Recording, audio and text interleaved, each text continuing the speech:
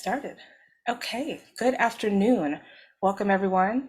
Thank you so much for joining us today. My name is Hillary Goldstein, and I'm the Public Programs Coordinator at the New York Transit Museum. Welcome to today's digital discussion, Alternate Geography, Exploring Subway Infrastructure. We are pleased to have Edward Su here to present his research and perspectives with us today. This virtual presentation is part of a series of online experiences we've been hosting throughout the year.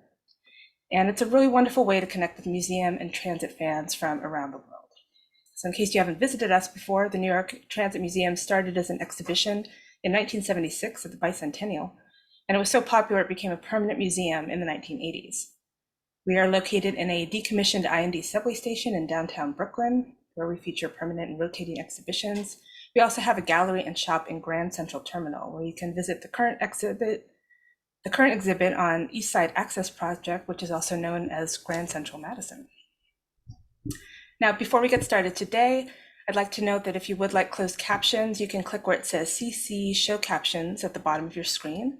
If you don't see that option, click the More button with the 3 dots, and you should have expanded setting options. We are going to ask that everyone keep their microphone muted during the presentation, but please feel free to use the chat to ask questions, and we will have time for Q&A at the end. So now I'm very pleased to introduce our presenter this evening. Edward Su is an architect and works in drawing, photography, mapping, text, and research to explore symbiotic relationships between communities and the built environment. His work has been supported by grants sponsored by the Architecture League, the New York Foundation for the Arts, and the New York State Council on the Arts. Drawn to unassuming spaces and underlying structures in the city, he seeks out new mediums to examine their makeup and reflect on their perceptions in the public imaginary. His work and publications have been presented at the Center for Canadian Architecture, Columbia University, the Alini Gallery, and the Yale School of Architecture. Thank you so much for joining us today, Ed. Please take it away. Thanks for the introduction, Hillary. I'm looking forward to sharing my work with you all in this session, so thanks for joining. It's especially exciting to see that so many people are from Northern Manhattan, as well as lots of other places. So I'm excited to hear other people's thoughts as well, maybe towards the end. So as Hillary mentioned, I'm an architect by training, and for as long as I can remember, I have always been interested in public infrastructure and the way they interface with people, with land, and with the way they shape our community. Depending on what kind of infrastructure we're talking about, the ways they engage, the framework under which these engagements occur as well, isn't always readily visible to us. By their nature, infrastructure is sometimes embedded in walls. They operate literally through thin air in the form of electromagnetic waves, or constructed beneath the ground that we walk on. And though not exclusively, but by the very nature of this fact, how infrastructure is configured and their potency is often beyond our immediate grasp. And if only by that fact alone, I find them to be penetrating, influential, powerful, and worth seeing. And so today I'll speak more in depth about alternate geography, which is a set of works that I've undertaken in the past few years to explore a particular part of the city's subway system. And through a few different mediums and specific documentary and collating processes, reveal the shape these structures take on. And in doing so, I'll also speak a little bit on the pivotal aspects of this infrastructure that might otherwise be seen only in the margins, and reflect on the historical, social, cultural context that they engage in as well. And part of the impetus for this particular investigation began several years ago as part of a design course that I taught, where I brought students up to Washington Heights. They studied and analyzed the neighborhood near the northern tip of Manhattan to develop an architectural design project as part of their capstone studio. For those who might be less familiar, typical in architect or designer's training are a series of design studio courses where students are given an initial prompt at the outset that they then spend part, or in this case, an entire semester delving deeper into a physical site to develop a speculative design project. Uh, and in the course of the semester, they reimagine a space or a set of spaces through research, drawings, and either physical or digital models, sometimes both. I wanted the subject of the students' investigation to be this uptown neighborhood because I felt like it was a part of the city that many people didn't naturally see, despite being in Manhattan. So having relative proximity to parts of the city that many of us do see, not to mention being in its own right densely populated with its own unique history and vibrant communities that thrive in it. So upon arriving in Washington Heights, something that is almost immediately revealed is the geography that the neighborhood is built on, either through the vistas that are quite unique in the neighborhood or the upward direction of one's body as you ascend a hill in a vehicle, through public transit, or more laboriously through traversing any number of staircases that you'll find in this part of the city. And this is because, as probably a lot of you guys know already, Washington Heights resides on the highest natural point of Manhattan. And the way that topography reveals itself is sometimes subtle and other times quite jarring. And this is what the students and I discovered soon after we began the semester's research as well. The geography became something that we could not ignore and had to contend with as it organized nearly every aspect of how the neighborhood developed. So I thought I would take a few minutes just to share some of the students' work during the semester. Let's see. So here in a series of sketch vignettes by Alex Bean, capturing moments in Washington Heights' landscape, each Polaroid of the neighborhood reflects the geography in some way, either through ascending stairs, like this vignette on the upper left, or steep sidewalks on the bottom row in the middle. Other times, sloped conditions are more subtly depicted by just a tilt in the image, like the vignettes on the upper right. For example, or even just looking up at a building on a higher elevation shown in several of these vignettes. So I suspect even while Alex was looking and observing different aspects of the neighborhood for the first time towards the beginning of the semester, the land would go on to color the way Alex saw them. And through various readings and workshop sessions, we learned that the geography of Uptown Manhattan tended to form distinct enclaves, physical separations and divides that Alex mapped out in these diagrams. And these are conditions which I will speak more about later on as well.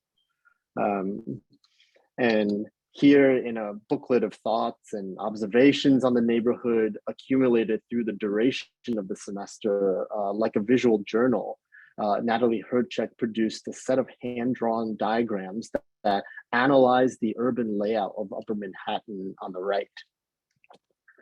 And in it, 4 rows of vignettes zoom in gradually into the neighborhood from top to bottom, like an analog version of Google Maps on an iPhone.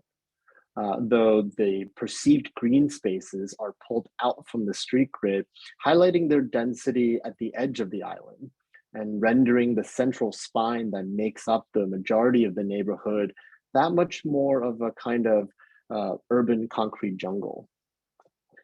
In another observational study, Gary Dusick saw individual blocks of the neighborhood making up less than a cohesive urban landscape, but rather a series of floating islands, pockets that contained self-sufficient collectives, if you will, which he depicted graphically, picking up on the sensibilities of the neighborhood that he was drawn to, and the corresponding sense of isolation that might be engendered, as well as reflecting on the spaces of gathering that are meaningful as signifiers and containers of local culture.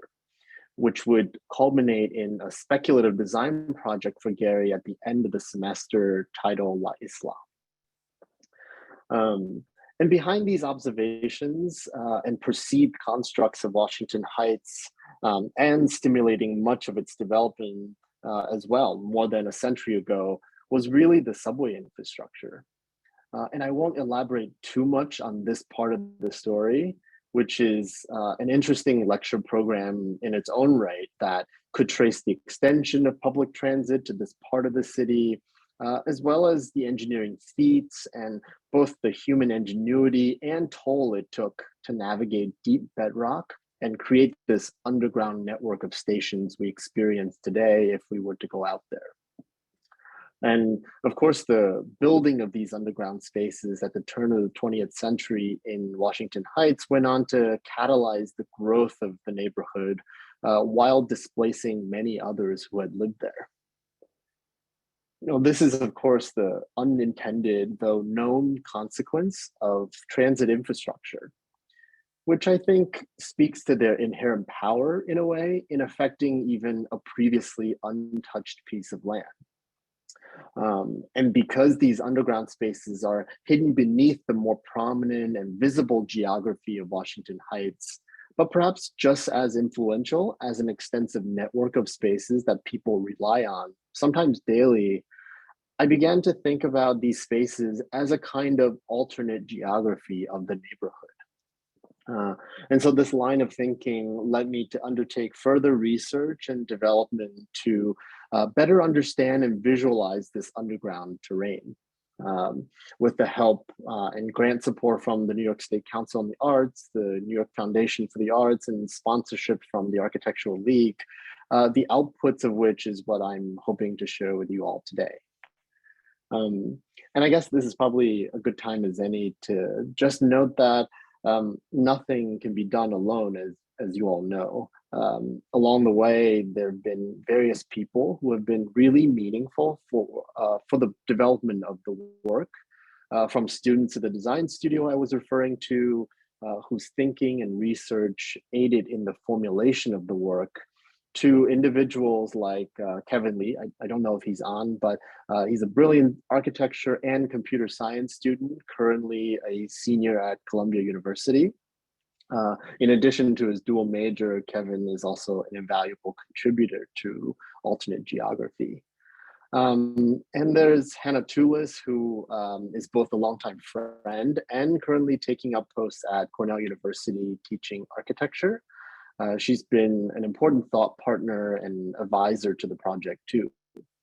And of course, there's institutions like the Transit Museum, who I've had just really great conversations with. So thank you for having me and for all of your help so far.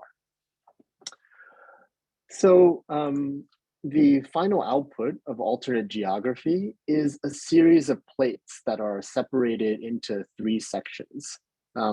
Each represent a particular way to think about the neighborhood and to understand its relationship with geography and the subway.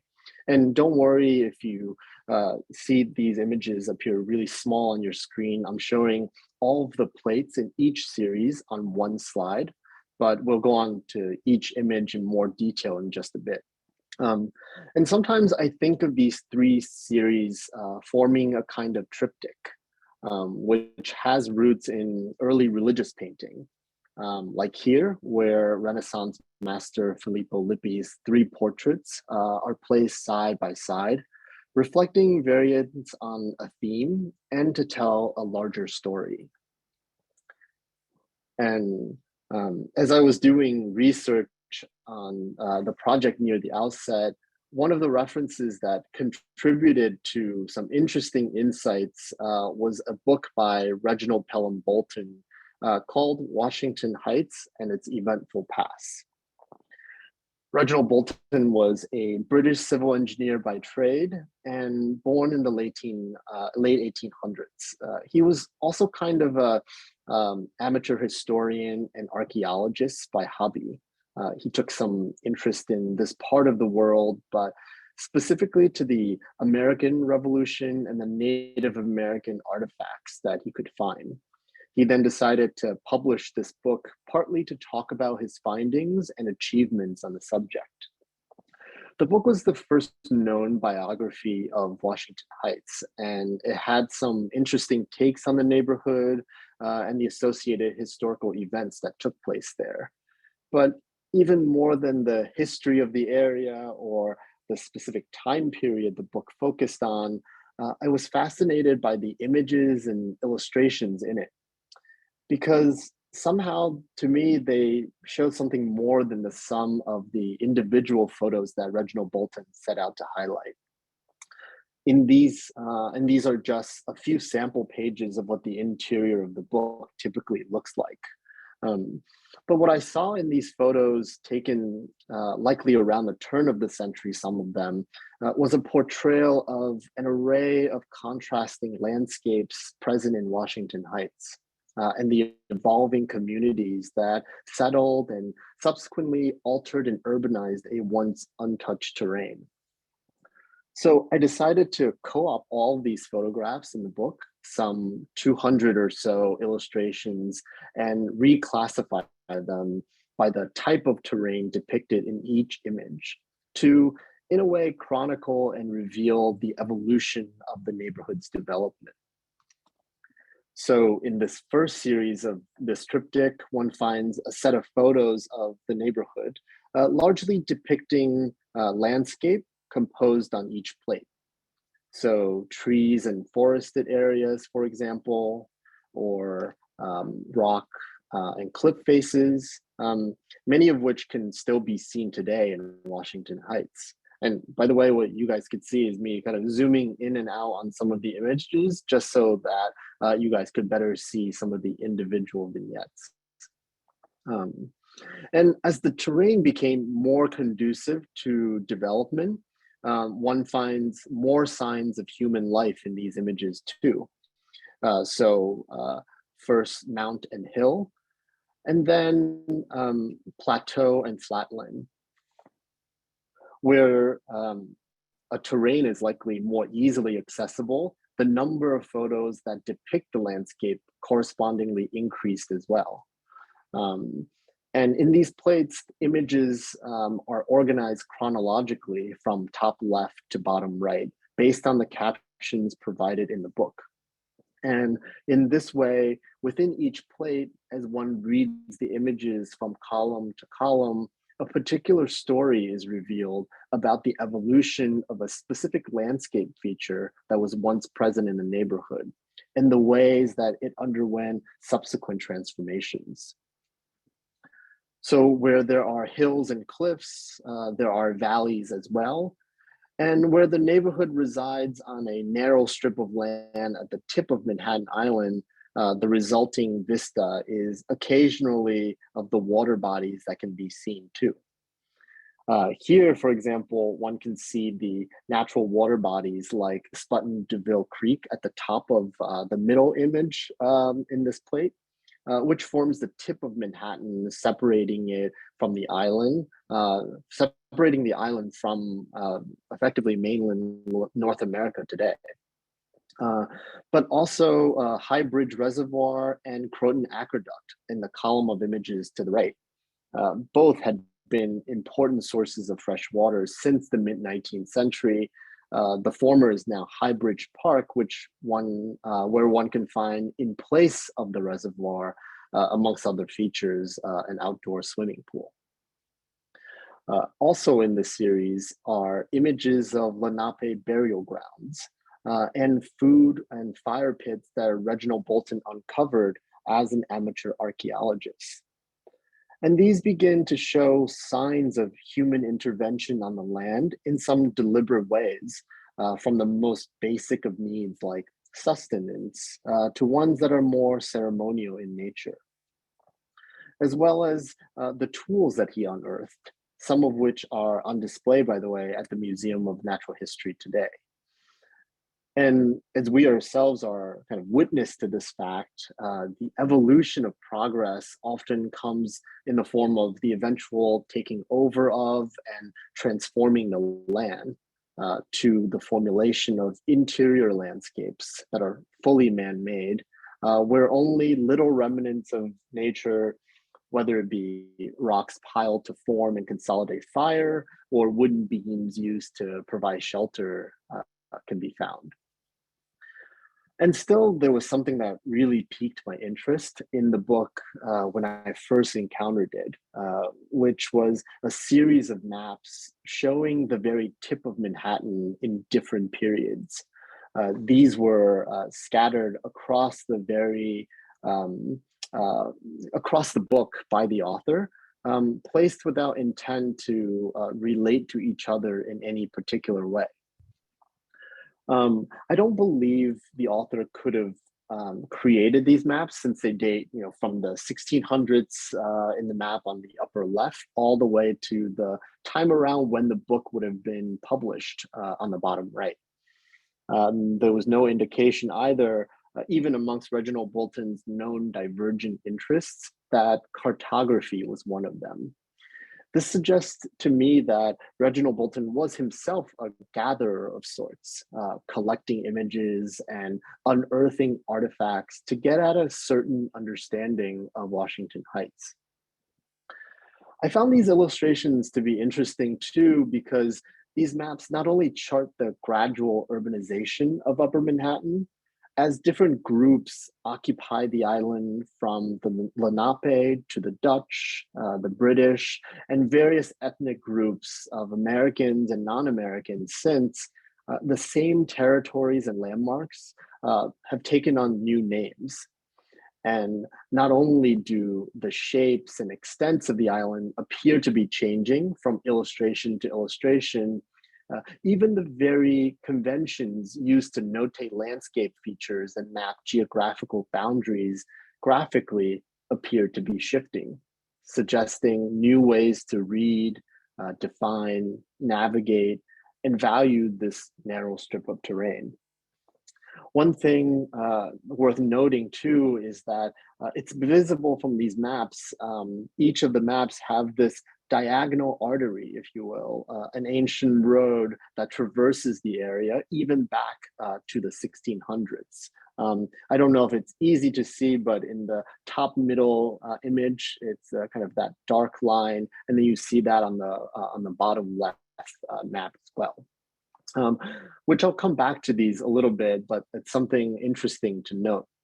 But for me, taken together, this new taxonomy, created through reclassification, produces new ways to read these images, a kind of incidental portrait about the coming together of geography and settlements. The plates reveal not just contrasting landscapes in this relatively small part of the island, but also how people lived, perceived, and cultivated different aspects of the terrain. So if the first series was an index of sorts, collating historical photos to see how various communities inhabited Washington Heights, a set of plates that make up the second series interrogates the neighborhood's relationship with infrastructure today. And the second series, which I'll go into individually too, came out of numerous self-guided tours that I went on in the neighborhood. As suggested before, the topography is such that it's often not hard to realize you're in Washington Heights, or at the very least, somewhere different than where you were before. Here's a diagram created by the Interborough Rapid Transit Company that illustrates the way the subway system is situated in Washington Heights relative to other parts of the city. At the top of this diagram, we see the profile of the city's first subway line along the full length of Manhattan. It might not be easy to read the text, so I'll try to zoom in on this slide just a bit more, so that it's easier, I should say, to see Worth Street, Canal Street, Spring Street that make up downtown Manhattan. And then as I scroll to the right, near the northern tip of it at 215th Street. And then below that, you can see the plan of the subway line as well that corresponds to the profile. And then at the bottom, just another profile corresponding to the bifurcation of the line going into the Bronx. So let me zoom back out just a little bit.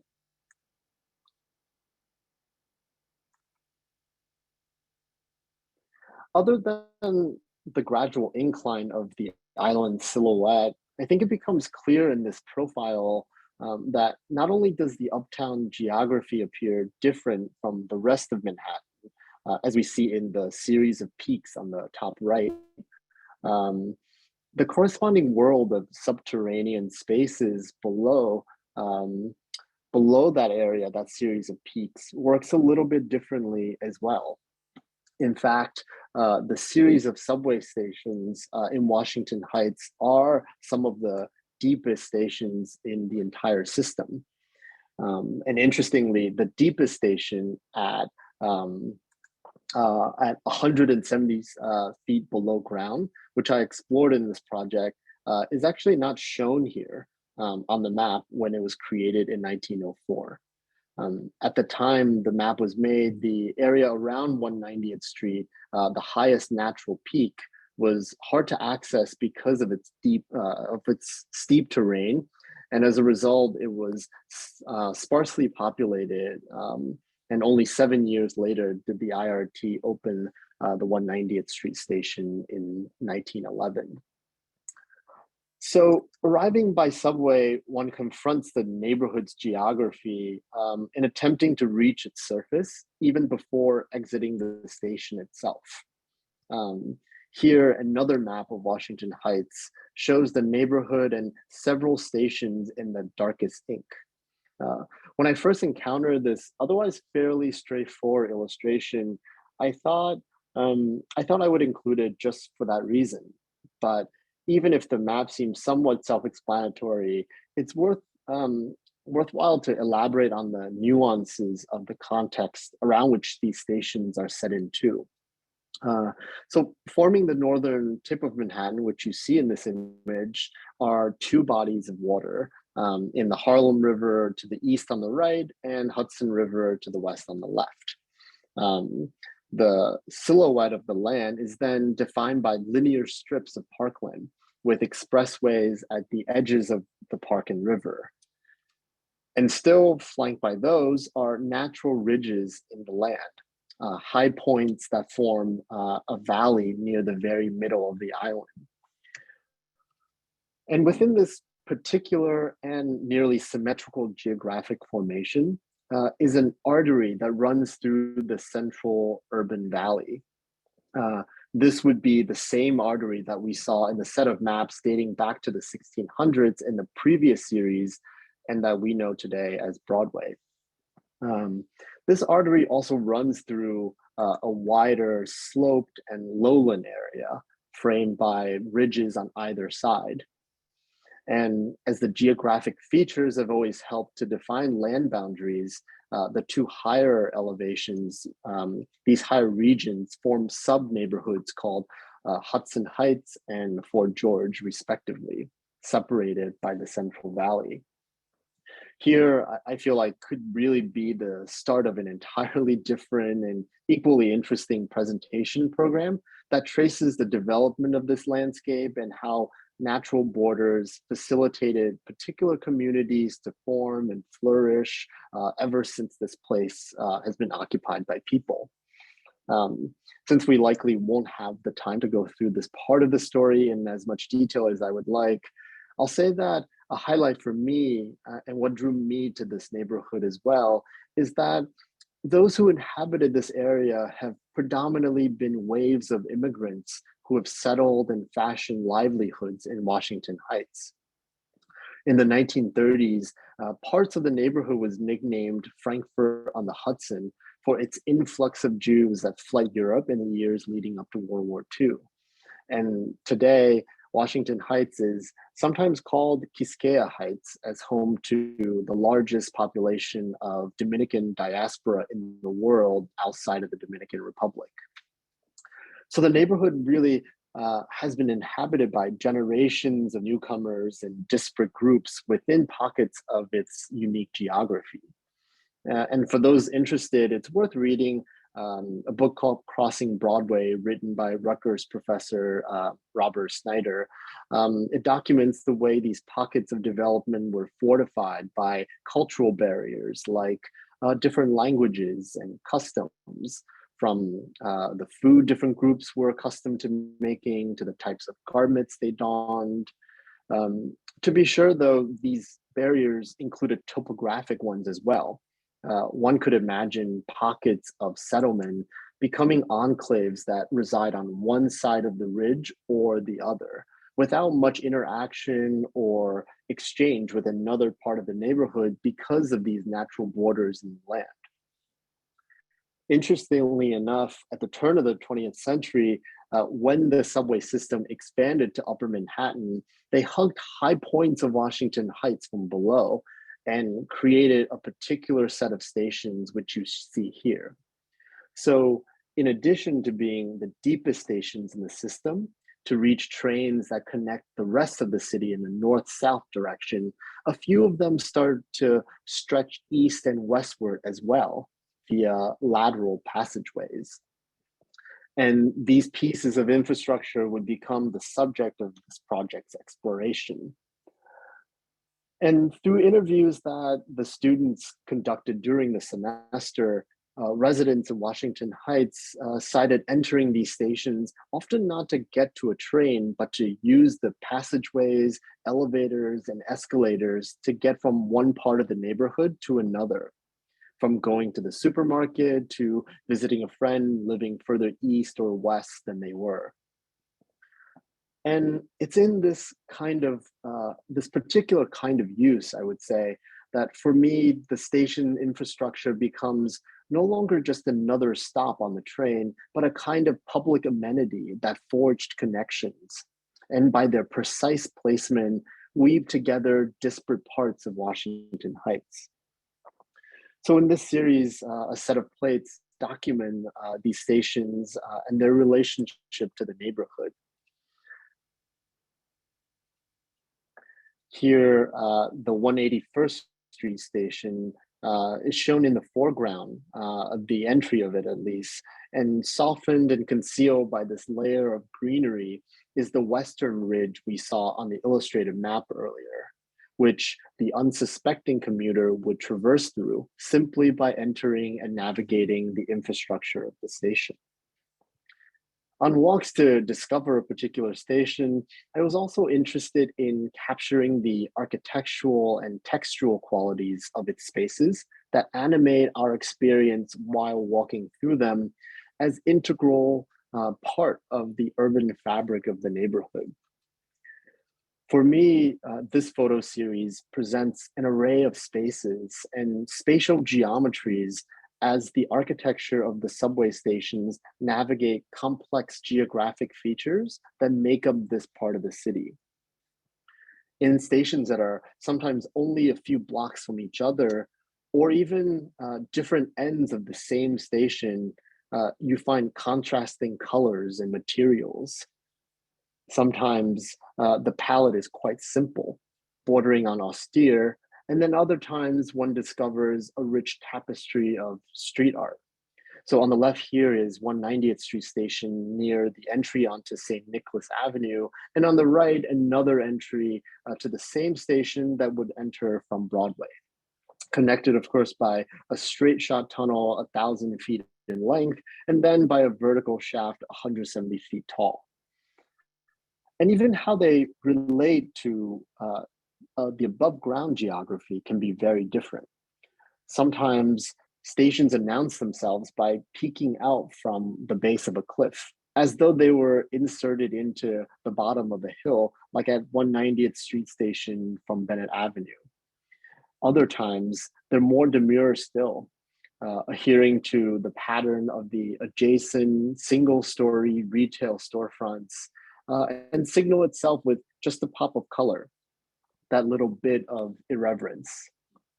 Here you see Broadway in the foreground, defining the low point of the valley that, again, we saw earlier in the plan diagram, and the suite of buildings perched on the hill just behind.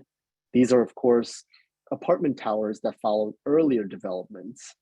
which were made possible or more possible by what we don't see or what we see very little of, which is the long lateral passageway leading to a bank of 4 elevators that extend to the top of the hill, all denoted by this little colorful entry. And then still other times, stations are grounded more architecturally through a pavilion-like structure. Here, I think they reflect on this particular relationship between infrastructure and the surrounding neighborhood. Though not exclusively, these head houses are characteristics of stations in Washington Heights. Um, at the upper entry of the 190th Street station, for example, the head house was said to have been one of the few stations constructed with stone. Because it was built at the same time as the cloisters just a bit further north, to be able to echo the material grandeur of its counterpart, no expense were spared in an attempt to make a direct connection with the cloister's older, though reconstructed facades. And at the 181st Street station shown here, the head house entry on the left end of the image provides a comparatively more intimate place of shelter. The architecture, though, stuccoed in a creamy white finish, but only at the front, distinguishes itself like a kind of 2D signage, if you will, while the scale of the pitched roof suggests the kind of domestic scale, which nestled between a taller apartment building on one side and a religious complex on the other, can be seen in some ways to be both modest and monumental all at the same time. And maybe just speaking for myself, I, for a long time, thought of my time in the subway as this in-between state, because it's neither a destination or a point of departure. We walk through tunnels and turnstiles with a kind of haste, or at least I often do, eager to re-enter this above ground world and begin our next act, whatever that may be. But in this way, the subterranean world that we temporarily inhabit only to re-emerge back into the city becomes colorless and nondescript.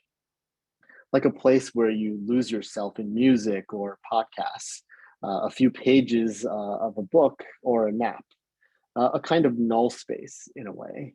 So this project, I guess, hopes to suggest that perhaps it could be something more.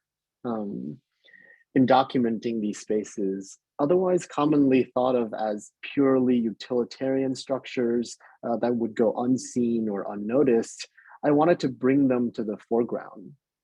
And in light of the apprehensions, the uncertainties, and complex feelings about public transit that may have risen to the surface during the pandemic, I wanted to think about that and help us reconsider the value of this infrastructure at a time when I think new perceptions of them are critical.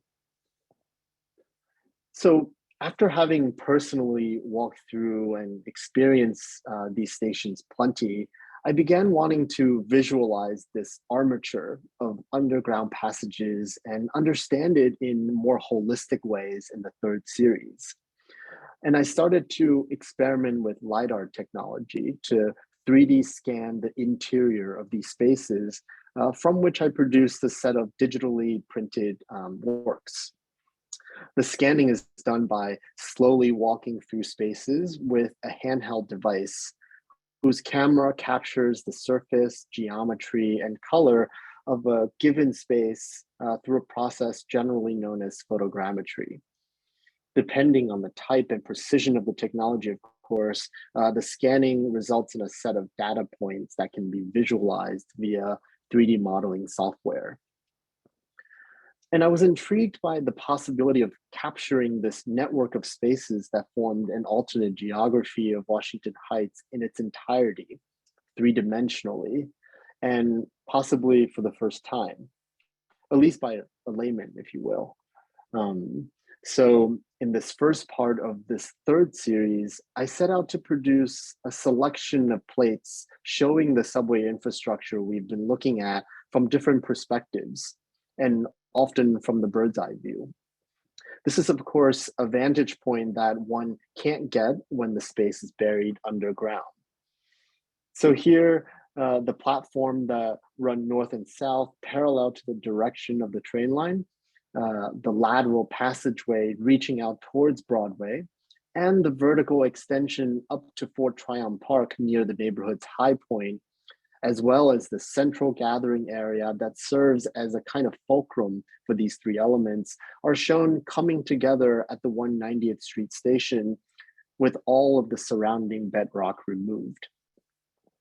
In this image, the infrastructure appears to have been stripped of all of its weight, and the resulting skeleton is only skin deep, allowing us to not only see its formal configuration, but see into it at the same time, and occasionally through it even.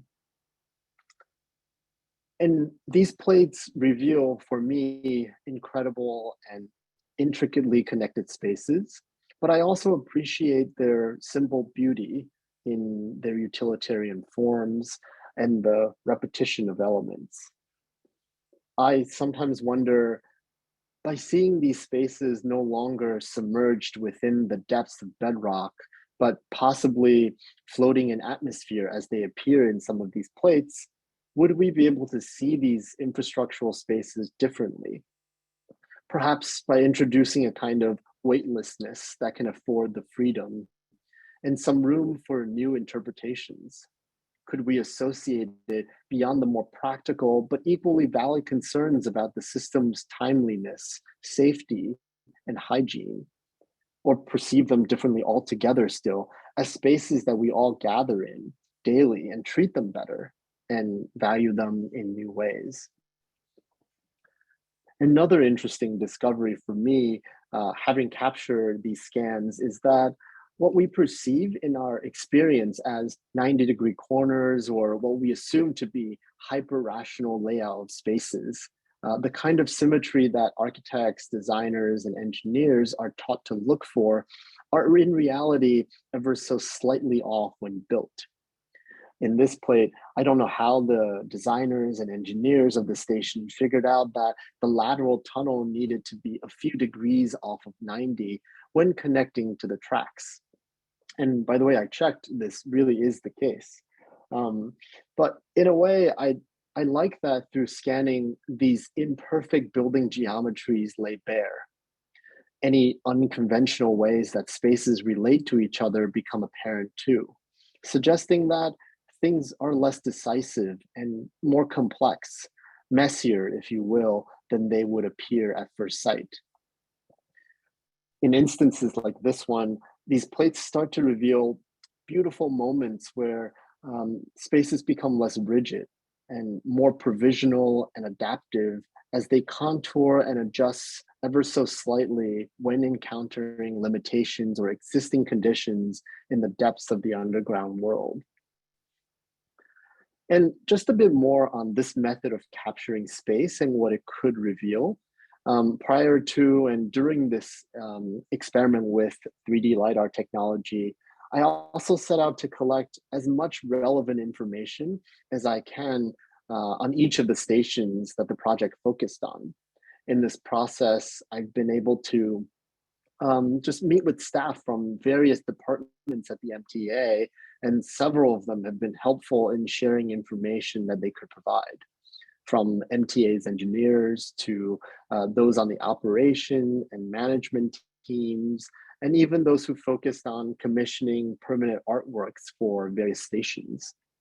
The course of the project revealed just a snippet of what the large organizational machine that is required to actively oversee a system of this magnitude. And at times, the search for, say, high quality 2D documentation of station infrastructure, for example, ran up against barriers related to granting permission to access security sensitive information.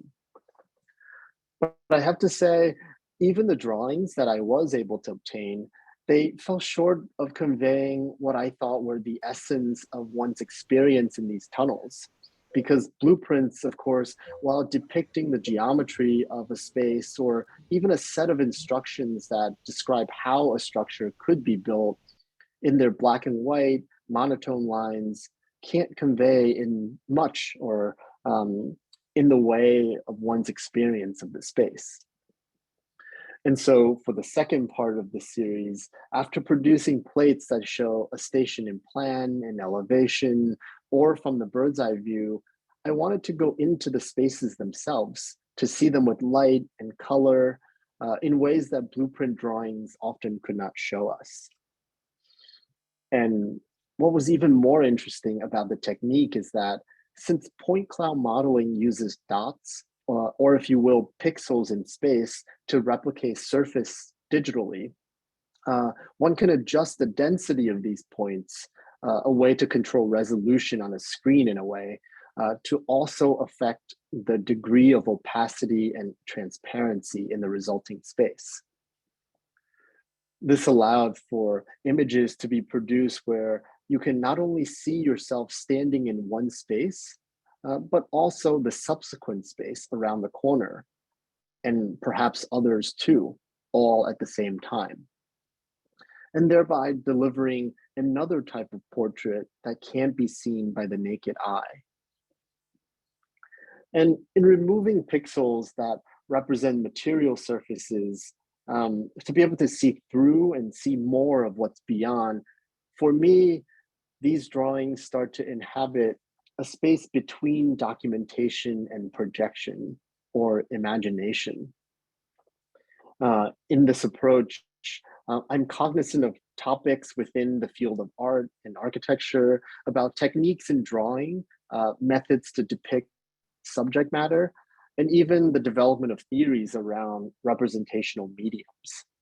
So not just what we choose to draw, but how we draw influences the way we look at the subject of focus. One way of working that has interested me is this possibility of sampling space to produce a representation. So here, the work of visual artist Chuck Close has been on my mind in this project, using color grids to produce a pixelated mosaic that allowed the viewer to blend color blocks into a larger image. And here, another example of a work by artist David Hockney, where many photographs, many points of view are reassembled to produce a representation.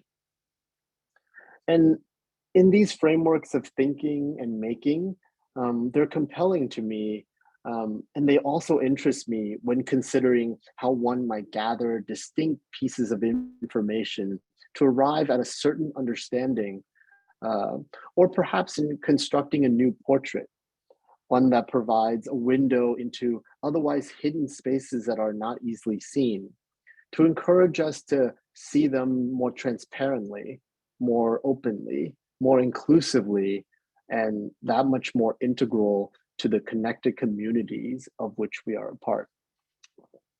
And I think I'll just end here by saying that I've loved thinking and speculating and getting the opportunity to work on these pieces.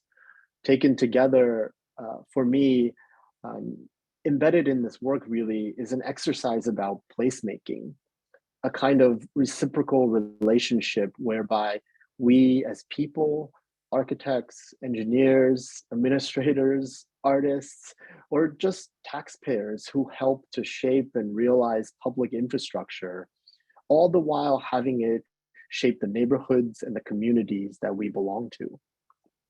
So thank you for taking the time and looking at this with me today.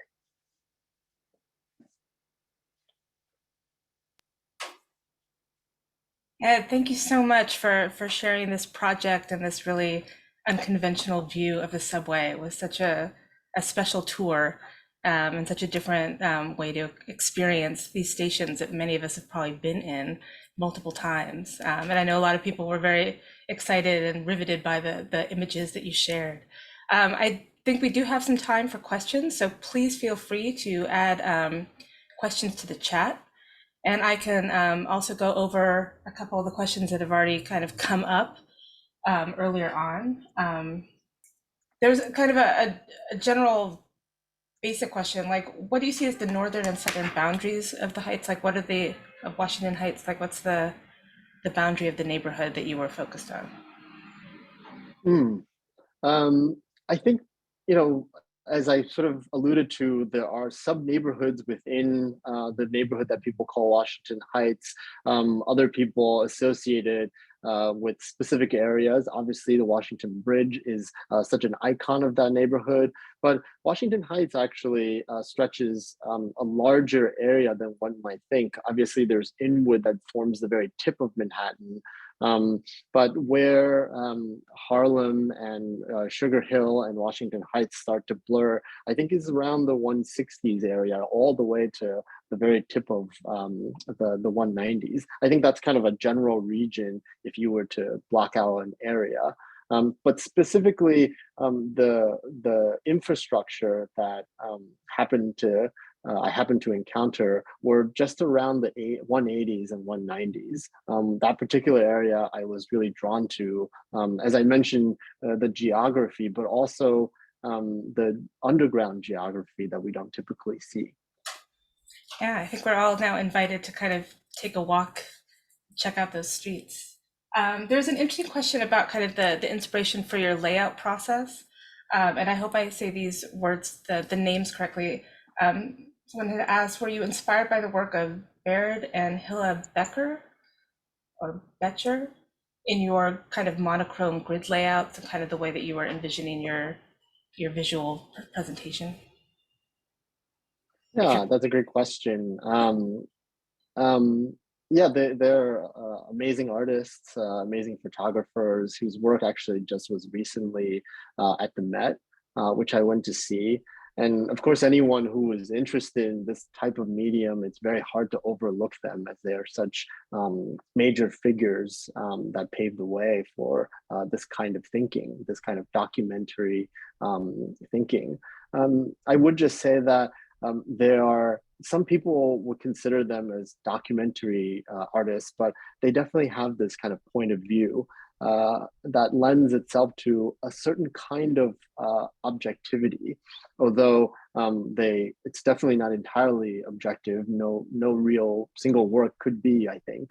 And I was really drawn to that. I was drawn to the way that pure documentary methodologies could lend itself to a way of seeing.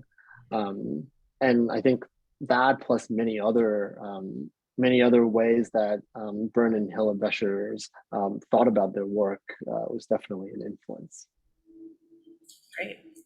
There were a couple questions about just kind of your project and what you want to do with it. Are you going to be physically displaying the pictures anywhere, or kind of some even expressed interest in purchasing art prints of them? Oh, that's really nice of them. Yeah, I think I started the project being just really curious and fascinated by the area. As I mentioned at the beginning, um, now that it's in the state that you guys see here, I think the ultimate ambition would be to share with the public in more ways. I don't have a definitive way that I think it needs to be done, but I'd love for a project like this to be able to inspire curiosities for people to come up to different parts of the city and Upper Manhattan specifically to discover the wonders that otherwise a lot of people wouldn't. Wonderful. So maybe my last question would be, are you thinking about expanding this kind of a project to any other parts of the system or other spaces in general? I think so. It would be amazing to do that. This took a little bit of time, just figuring out how to, what to document and how to document it, and then to be able to do it in a way that I think is helpful and revealing. And yeah, I'm totally open to it. Okay, wonderful. Well, thank you so much, Ed, for coming and sharing this wonderful presentation with us. This was a really lovely way to round out our year of programs. And thank you to all you who have come and joined us and spent your time with us this year. It's been wonderful having you here. Um, just to quick reminder that the museum is open, so please do join us. It's open Thursdays through Sundays from 10 a.m. to 4 p.m. But during the holidays and this upcoming holiday week, the museum is going to even expand its hours. So it'll be open Tuesday the 27th through Saturday the 31st, closed on New Year's Day. So you can get your advance tickets online at nytransitmuseum.org/visit. If you enjoy our programming, please consider making a donation or becoming a member at Transit Museum. I think I can put these in the chat, transitmuseum.org/join. And we will be resuming our virtual and in-person programming in the new year, and we will hope to see you there. So please have a wonderful holiday season, and we'll see you in 2023. Have a great day. Thanks so much for joining us.